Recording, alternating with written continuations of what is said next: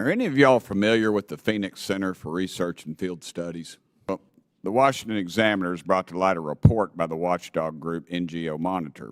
The report shows that the Phoenix Center has received over $30,000 in U.S. funds, has been partnered with the Popular Front for the Liberation of Palestine and the Palestine Islamic Jihad, two U.S. designated terror groups. Now, according to the Phoenix Center's website, it has supported armed resistance against Israel, which is, of course, a euphemism for terrorism.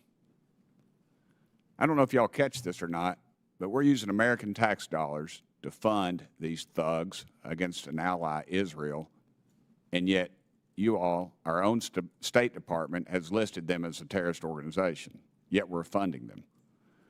In one discussion, participants in a Phoenix Center meeting emphasized the importance of resistance action and that the viable Palestinian choice of confronting the occupation's threats will require continued resistance action until achieving a third intifada.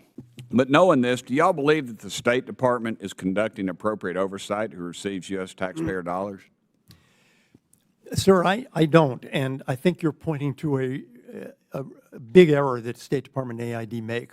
What they do to vet a group is they ask the National Counterterrorism Center or the FBI, the Phoenix organization, is it on the list? And if it isn't on the list, then everything's fine. They don't do even internet research to try to find out the things that the Washington Examiner had that NGO Monitor found out. We give y'all, what is over $60 billion a year, this State Department, and I'm sure everybody up here will write a strong letter to these terrorists, but they're dirtbags. They're killing people, killing innocent people. That's why we're here today talking about this. I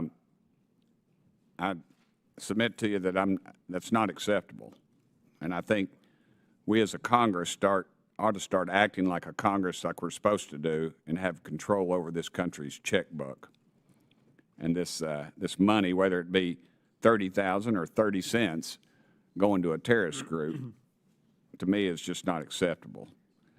What do y'all think needs to happen so that U.S. tax dollars don't up in the hands of designated terror groups? I think the first thing, sir, is State Department and AID need to go beyond a cursory check.